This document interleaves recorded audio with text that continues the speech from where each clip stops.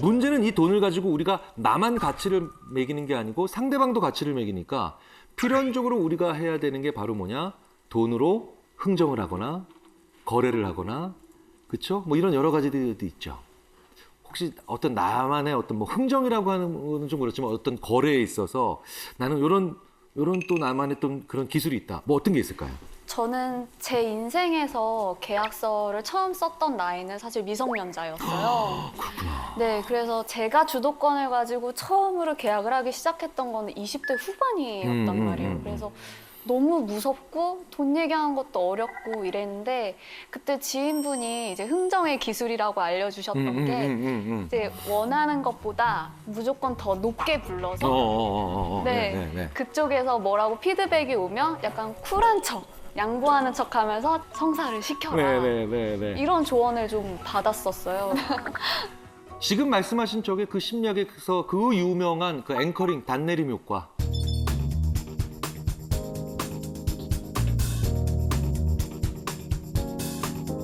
임의의 숫자라도 사람들이 잘 못 도망간다는 거예요. 실제로 그래서 왜 그 설득의 심리학의 저자인 로버트 치알디는 자기가 직접 본 케이스를 얘기를 하는데 5만 달러짜리 계약을 수주하러 가는 거예요. 그래서 5만 달러짜리 실내 공사, 인테리어 공사. 그러면은 5만 달러짜리 계약을 따러 가는 이 인테리어 하시는 분은 4만 8천까지는 해줘야 되는데 그렇다고 4만 5천엔 해드릴 수 없어. 뭐 이런 생각을 하고 갔잖아요. 근데 갑자기 자기도 모르게 실수를 한 거예요. 아유, 이게 뭐 50만 달러짜리 계약도 아닌데요. 네, 편하게 말씀하시죠. 5만 달러를 50만 달러로 실수로 얘기한 거예요.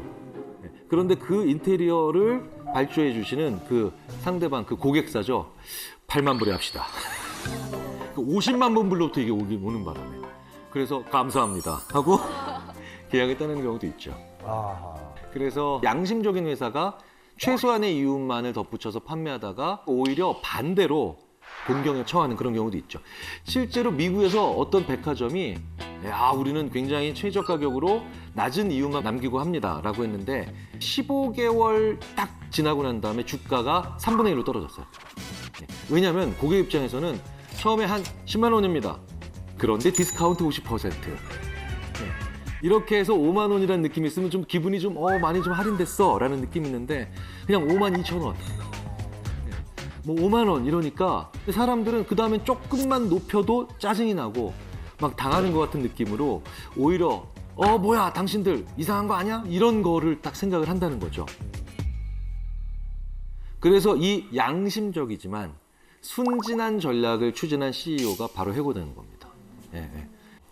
그런데 여기에서 또 재밌는 방법이 하나 있어요. 내가 어떤 가격을 얘기하느냐에 또 다른 측면이 있다는 거죠. 지금 요 집이 있습니다. 요 집이 있는데요. 여기 계신 분들한테 이 단독주택을 판매하셔야 돼요. 주변 시세를 고려했을 때 한 10억은 받아야 되겠다라고 생각을 하신다면 여기 계신 분들께 얼마를 먼저 제시하시겠습니까? 얼마를 먼저 제시하시겠습니까?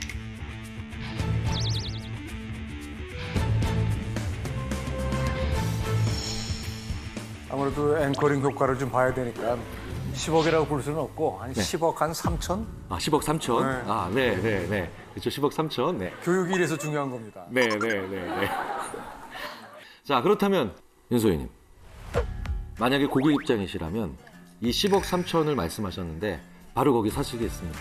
10억 한 3천?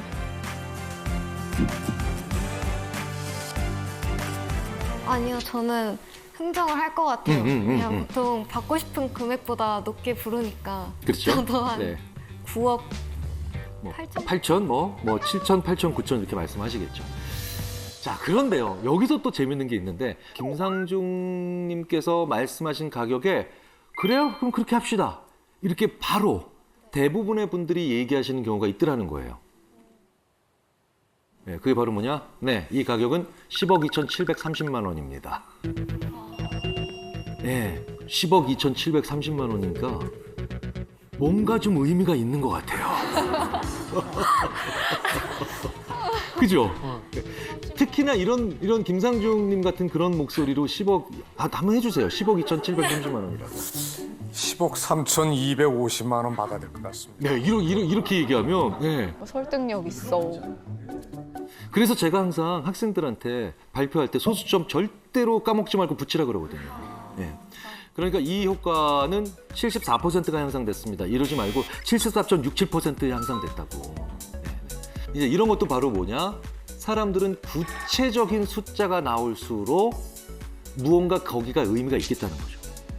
손질 비용, 관리 비용 이런 거. 네. 그럼 이제 뭡니까? 앵커링의 이제 구체적 숫자죠. 하나, 여기까지 들어가면 굉장히 유리해지죠. 세 번째, 왜냐하면 말이죠. 그러니까 이 10억 3,730만 원에 그게 왜냐면 말이죠. 여기까지 붙으면 이제 상대방이 내 얘기를 하기 되게 어려워진다는 거예요. 그 하버드 대학의 심리학과 교수 중에 정말 전설적인 분이 한 분 계시죠. 시간 거꾸로 되돌리기 연구에 최근에 나왔던 늙는다는 착각의 저자 앨런 랭어 교수. 이 앨런 랭어 교수가 정말 재밌는 실험을 또 하나 한 적이 있는데 도서관에서 복사를 이제 하려고 기다립니다. 이제 뭐 줄 서서 기다려야 될 때가 있잖아요. 기다리는데 누군가가 먼저 가서 자기가 먼저 좀 복사를 해야 되겠다고 얘기를 하게 만드는 거예요. 그래서 I'm sorry 해놓고 실례합니다 해놓고 제가 5장만 복사하려고 하는데 먼저 복사해도 될까요? 이렇게 하면 줄 서서 기다리고 있는 사람들이 당신 먼저 하세요. 이게 얼마나 양보를 하냐는 거죠. 이게 바로 뭐냐, 이제 평균적으로 얼마나 해주는가를 보려고 하는 거죠.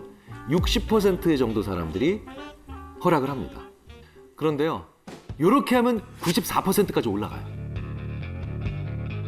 제가 복사기를 먼저 써도 될까요? 여기까지는 똑같죠? 왜냐하면 급한 일이 생겨서요. 네. 그러면 94%가 오케이 하더라는 거예요. 그러니까 이게 그다지 뭐 대단한 이유가 아니더라 하더라도 because 왜냐하면이 붙으면 된다는 거예요. 그럼 사람들이 뭡니까? 이유가 있겠지. 그런데 진짜 웃긴 건 제가 복사기를 먼저 써도 될까요? 왜냐하면 제가 복사기를 지금 해야 되니까 써야 되니까요. 똑같은 얘기를 반복한 거죠. 93% 같다는 거예요. 왜냐하면 실제로 사람들은 그러니까 왜냐하면만 들었어. 그래서 실제로 안구 운동 추적 장치로 실제로 사람들이 문장을 읽을 때 뭘 주로 보느냐 봤더니 실제로 영어에서는 because가 있는지 없는지를 자꾸 확인한다는 거예요. 네. 그래서 왜냐하면은 꼭 붙여야 돼요. 자, 그러면 이제 내가 10억을 받고 싶다면 10억 2천을 부르는 건 앵커링, 10억 2,730만 원 이러면은 더 구체적인 숫자 왜냐하면까지 붙으면 이제 대부분 상대방으로 하여금 내 말을 더 금전적 거래에 있을 때 더 잘 따라오게 만들 수 있는 그런 프레임을 짤 수 있다는 겁니다. 네. 저는 이제 중고 거래를 가끔 하는데요. 네네네. 알뜰 하시구나. 앞서 나온 이런 앵커링 이런 거를 이제 이용해서 사실 제가 팔고 싶은 가격보다 조금 더 올린 다음에 몇 번 깎으면서 이렇게 채팅을 받아서 판매를 하곤 하는데 이제 대부분 직거래로 이루어진단 말이에요. 근데 갑자기 구매자분께서 여기까지 왔는데 뭐 얼마 깎아주세요. 그때 저는 어떻게 해야 되는지 좀 어렵더라고요. 참 난감하네요, 진짜. 근데 보통 저 같으면 사인을 받을 것 같은데 깎아달라는 얘기를 하시나 보죠? 네. 몰라요. 잘 마스크 쓰고. 마스크 쓰고. 사실은 뭐 저도 이럴 땐 좀 난감하지만 그럴 때는 반대로 그러니까 내 물건의 가치를 올리는 방법이 더 좋을 것 같아요. 그러니까 오히려 이럴 때는 내가 이 물건 사려고 내가 발품을 얼마나 팔았는데요. 이런 식의 가치를 올릴 수 있는. 네. 혹은 제가 이거 어렸을 때부터 얼마나 애지중지한 물건인데요. 라고 해서 스스로 가치를 올릴 수 있는 그런 멘트로 한번 대항을 해보시는 게 어떨까 싶고요. 그런데 그것도 안 된다. 그럼 어쨌든 거절하셔야 되잖아요. 협상이 안 되는데 이미 있는 안에서 내가 좀 더 무리한 요구를 하면 그건 안 됩니다. 거절하셔야 되잖아요. 모든 거절은 원칙이 좀 있어요. 표정은 친근하게, 말투는 단호하게. 무슨 얘기냐? 친구가 아주 어려운 부탁 하게 되면 저는 이러죠. 절대 안 돼. 요건 선생님 좀 다른 얘기인데 오히려 더 기분 나쁠 것 같은데. 그렇죠. 거기서의 미세 조절은 필요해요. 이거 연습하셔야 돼요. 그러니까 저도 이거 한 몇 년 동안 연습했어요. 절대 안 돼. 뭐 이런 거. 네. 왜냐면 우리가요 보통 어조와 그 다음에 내용을 똑같이 가려고 그래요. 그러니까 뭐냐면 그런 일은 일어날 것 같지 않습니다. 라고 하면 그런 일은 일어날 것 같지 않습니다. 이렇게 얘기하고 그건 확실히 가능합니다. 그건 확실히 가능합니다. 보통 이렇게 말의 내용과 톤을 일치시키려고 하는 경우가 많거든요. 근데 재밌는 건 그 톤이 일치가 안 될 때 오히려 사람의 말이 되게 강력하게 느껴져요. 네. 그래서 제가 이제 심리학자들한테 웃으면서 침 뱉으면 진짜 무섭다. 네. 이렇게 얘기를 하거든요. 네. 그러니까 왜 스릴러 영화에서 그걸 잘 이용하죠. 스릴러 영화에서 아니면 되게 무서운 영화에서 왜 무서운 표정보다 오히려 이렇게 약간 살짝 미소를 머금으면서 저지른 범죄들이 더 단호하고 세고 무서운 것처럼 내용은 절대 안 됩니다라고 하지만 굉장히 친절하게 말씀을 하세요. 네. 그러면 오히려 내 의사를 더 제대로 전달할 수 있지 않을까라는 생각이 듭니다. 우리만 해도 이렇게 한 개인도 이렇게 흥정 잘해보려고 노력하는데 기업들이 당연히 가만히 있지 않겠죠. 네, 그렇죠? 재밌는 한번 광고를 한번 보도록 하겠습니다. 미국 유명 경제 주간지 회사에서 정기 구독자를 모집하는 거예요. 정기 구독자를 모집하는데 온라인판만 구독을 하면 $59 내시면 되고요. 오프라인 이제 인쇄물로 보시면 $125. 그런데 온라인판과 오프라인 인쇄물을 같이 구독하시면 $125.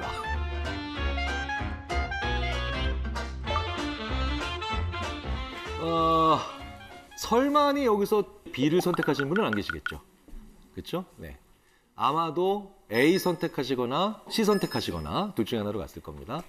재밌는 건 이 연구를 MIT라는 세계 최고 명문의 대학생들에게 했다는 겁니다. 당연히 이 친구들도 바보는 아니니까 B를 선택한, 가운데 옵션을 선택한 사람들은 없죠. 16%가 A, 84%가 C, 세 번째. 네. 근데 아무도 선택 안 할 이 B라는 선택지를 근데 왜 만들어 놓은 걸까요? 네. 그래서 선택지를 없애봅니다. 어유 재밌네. 네.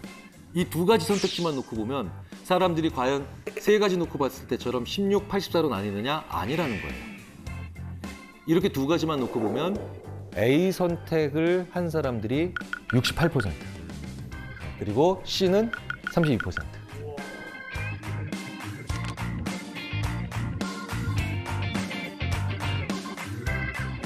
우와. 회사 입장에서는 어쨌든 C가 좋지만 A로 가려는 사람들을 C로 가기 위해서 미끼가 중간에 마중물 같은 게 필요했던 거예요. 네, 네. 왜냐하면 A와 C만 있으면 대부분 저렴한 걸 선택을 하니까요. 그래서 의미 없어 보이고 심지어 열등하기까지만 한 이런 B를 집어넣으면서. 그래서 이런 일들이 실제로 많이 일어나요. 네. 아마 오늘 이 자리에 오신 분들도 이 미끼에 당했던 경우 많이 있으실 거예요. 그렇죠? 저 질문 있는데 제가 자주 사용하는 어플들 중에 2만 원이나 3만 원 이상 사면 무료 배송이라고 하는데 꼭 5만 원 이상 사면은 5천 원 쿠폰, 7천 원 쿠폰 이런 걸 줘요. 그럼 꾸역꾸역 사서 꼭 5만 원을 채우거든요. 그런 것도 미끼인가요? 당연히 믿기죠. 대부분 왜 이런 일이 벌어지느냐? 내가 살 거를 미리 정해놓고 적지 않았기 때문이에요. 그러니까 쇼핑에 할 리스트를 적어놓고 오프라인이든 온라인이든 들어간 분과 이걸 적지 않고 손에 적어놓지 않고 다니시는 분들은 확연히 밀리는 것에 차이가 나요. 네, 차이가 나요. 더 중요한 건 심지어 이런 연구도 있어요. 좀 두꺼운 종이에 적어야 돼. 네. 그럼 좀 무게감이 느껴지는 종이잖아. 네, 네, 네. 이런 것에도 영향을 받아요, 사람들이. 네. 실제로 어떤 분의 인사서류를 딱 검토를 하는데 인사서류를 막 적으면 비닐폴더 팔락거리는 거 이런 데다 올려놓고 본 사람과 무거운 나무판 위에 올려놓고 본 사람이 차이가 있어요. 두 번째 분들이 참 신중한 사람이구나. 무게감이 있는데 느끼는 건 지 손이 무게를 느끼고 있는데 그래서 결심을 하면 적어서 지갑에 넣으라고 하는 거예요, 저희들이. 내가 살 거를 있잖아요. 그냥 이렇게 좀 가벼운 종이에 적는 게 아니라 진짜 빳빳한 종이에 딱 해가지고 심지어 가슴에 품고 딱 하잖아요. 그러면 신중해질 수 있다는 거예요. 그러니까 생각을 물질처럼 정해버리시는 거죠. 게다가 또 무료 체험도 얼마나 많이 그쵸? 누구나 30일 사용하시고 마음에 들지 않으면 포기하세요. 이런 거. 구독권, 뭐 무료 체험 행사 정말 많죠. 네. 그런데 이런 것들도 다 보면 심리학에서 그 유명한 소유효과, 보유효과 때문에 일어나는 현상입니다. 이제 그게 바로 무슨 얘기냐면 여기 계신 분들한테 머그컵 하나씩 5,000원짜리 드리고 여기 계신 분들한테 5,000원짜리 초콜릿 드리면 여기 계신 분들은 아유 초콜릿이 더 나아 보이는데 근데 초콜릿 받은 분들은 아씨 머그컵이 나아 보이는데 처음엔 이래요. 거의 90% 바꿔달라 그러세요. 근데 제가 1시간 이내로 강의가 끝나니까 그거 끝나면 바꿔드릴게요. 희망하시는 분들. 이렇게 해드리고 난 다음에 이제 1시간 정도 강의를 합니다. 강의 시작할 때 제가 머그컵 초콜릿 이렇게 드릴 때는 거의 90% 바꾸고 싶다라고 말씀하셨지만 1시간 정도 있다가 제가 바꾸고 싶은 바꾸시라고 하면 대략 20% 이하로 줄어듭니다. 네. 왠지 아세요? 내가 1시간 동안 옆에 있었기 때문에 가치가 증가한 거예요. 네. 가치가 증가한 거예요. 나한테 있으면 이제 그게 또 떠나는 게 더 속상하다는 거예요. 내 옆에 있는 것만으로도 가치가. 여기에 이제 만지기 시작하면 이제 방법도 없는 거예요. 이제 연이 닿았거든. 네, 연이 닿았거든. 그래서 실제로요, 굉장히 많은 그 능숙한 판매원들은 어떻게든 입어보게 하고 어떻게든 만지게 해요. 만지면, 만지면. 터치가 그만큼 사람한테 중요하거든요. 자, 그러면 이제 써야죠. 이제 불리고. 불리고. 나는 왜 이렇게 수익 내기 어려울까? 사실은 여기에 심리학자들이 많이 얘기하는 게 바로 뭐냐? 뉴욕의 택시기사 연구입니다. 뉴욕의 택시기사들의 운행 패턴을 분석하니까 되게 재밌는 패턴들이 나오더라는 거예요. 사실은 이 연구가 왜 시작됐냐면 뉴욕에서 택시 잡기가 왜 이렇게 힘들까? 뉴욕에서 택시 잡기가 왜 이렇게 힘들까? 네. 왜 그런가 봤더니 우리 이 뉴욕의 택시기사들께서 손님이 많은 날 이때는 영업을 빨리 끝냅니다. 근데 손님이 없는 날에는 늦게까지 일을 해요. 왜일까요? 자기 목표액이 손님이 많은 날은 일찍 달성되거든요. 네. 그러니까 영업을 빨리 마치고 집에 들어가서 놀거나 아니면 뭐 가족들이랑 밥 먹고. 근데 손님이 적은 날은 자기 목표액이 안 채워졌죠. 그러니까 택시기사들이 점점 더 많이 일을 하고 계신 거예요. 그러니까 악순환이 반복된다는 거예요. 손님들이 많은 날, 이런 날에는 오늘 좀 많이 일하자. 손님이 좀 없는 날은 아유 오늘은 많이 해도 잘 안 될 테니까 그냥 포기하고 일찍 들어가서 쉬자. 이렇게 되는데 그렇게 하지 않으시고 정확히 반대로 한 거예요.